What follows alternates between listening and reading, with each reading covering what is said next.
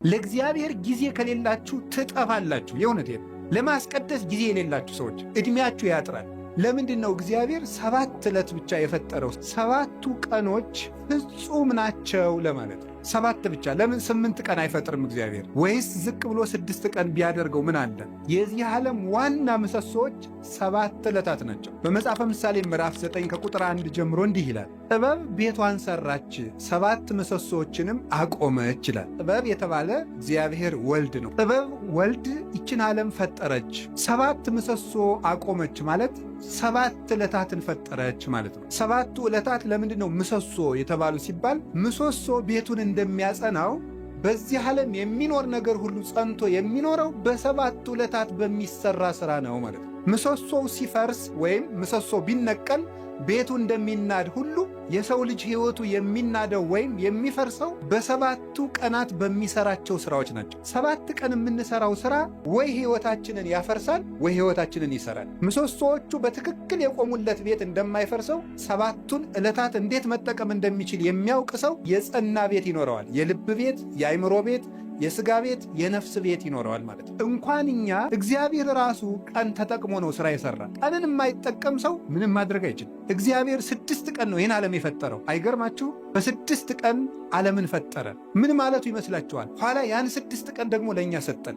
የሰጠኋችሁ 6 ቀን እኔ ዓለምን የፈጠርኩበት ነው። እናንተ የምትቀልዱበት እሁድ 4 ባሕርያት የተፈጠሩበት ነው። መሬት፣ ውሃ፣ ነፋስ፣ እሳት፣ 4 ባሕርያት፣ 7 መላእክት፣ 7 ሰማያት፣ መላእክት፣ ብርሃን፣ 8 ፍጥረታትን ያከናወንኩበት ቀን ነው። እናንተ የምትቀልዱበት ሰኞ ይሄን የምታዩትን ጠፈር የዘረጋውበት ቀን ነው። እናንተ የምትቀልዱበት ማክሰኞ በምድር ላይ ያሉ እጽዋትን ሁሉ የፈጠርኩበት ቀን ነው። እናንተ እንደ ዋዛ የምትገፉት ረቡዕ በዚህ ዓለም የሚያሸበርቁ ፀሐይ፣ ጨረቃ፣ ከዋክብትን ያበራሁበት ቀን ነው። እናንተ በስንፍና የምትሸኙት ሐሙስ በባሕር ውስጥ ያሉ አዞ፣ ጉማሬ፣ ሌሎችንም ዓሣ አንበሪዎችን፣ በክንፍ የሚበሩትን፣ በእግራቸው የሚሽከረከሩትን፣ በክንፋቸው የሚበሩትን ሁሉ ያስገኘሁበት ቀን ነው። እናንተ በዋዛ በፈዛዛ የምታሳልፉት ዓርብ በአርአያዬ በአምሳሌ ሰውን የፈጠርኩበት ቀን ነው ማለቱ ነበረ። ሰኞ፣ ማክሰኞ፣ ረቡዕ እንደ ዋዛ ሲያልፉ እነዚህ ትዝ ብሏቸው ያውቃሉ?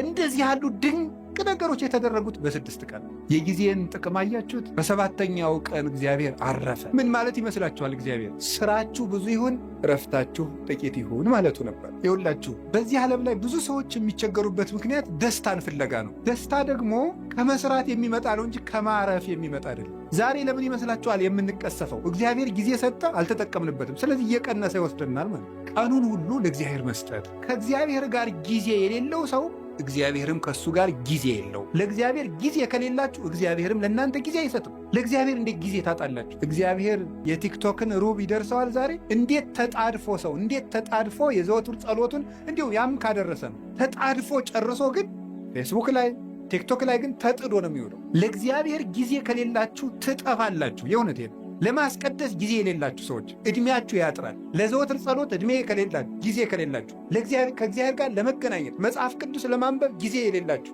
እስቲ ፌስቡክ ውስጥ የምታነቡት ቴክስት ቢደመር እንደ 20 ገጽ አይሆንም? መጽሐፍ ብናረገው አይታተምም? ብሮሸር ብናረገው እንዴት ነው ጊዜ የሌላችሁ? መዝሙር 86 ላይ እግዚአብሔር ይነግሮሙ ለሕዝቡ በመጽሐፍ፣ እግዚአብሔር ለሕዝቡ በመጽሐፍ ይነግራቸዋል። መጽሐፍ ማለት እግዚአብሔር ለእኛ የሚናገርበትም። ጸሎት ማለት እሳ ጸሎት ብሂል ተናግሮ ምስለ እግዚአብሔር፣ ጸሎት ከእግዚአብሔር ጋር መነጋገር ነው ይላል። እግዚአብሔርን ለመስማት ጆሮ የሌለው መጽሐፍ ቅዱስ ለማንበብ በቀን 5 ደቂቃ የሌለው ሰው በየቀኑ ሁከት ሊሰማ ይገባዋል። እንዲህ ያለ ጆሮ ይነቀላል።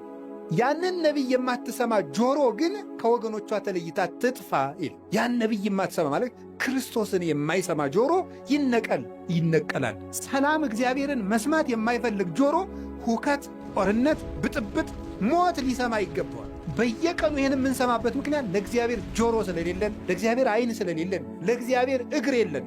እግሮቻችሁ የት ነው የሚሄዱት? የሚፈጥኑላችሁ ወዴት ስትሄዱ ነው? ቤተክርስቲያን ሲሏችሁ አያደርሳችሁ። አንድ ሰው ከእግዚአብሔር ጋር ያለው ጊዜ ከላላ እየጠፋ መሆኑን ማወቅ ያለበት ይሄ።